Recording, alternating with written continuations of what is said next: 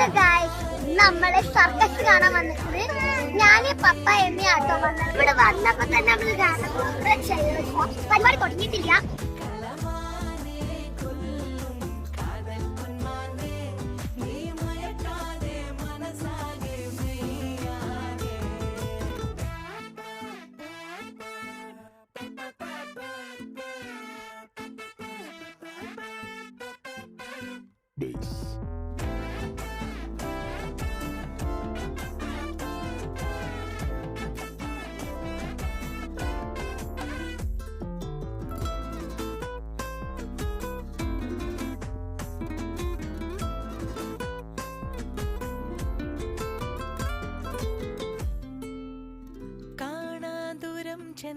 അടിപൊളിയാ.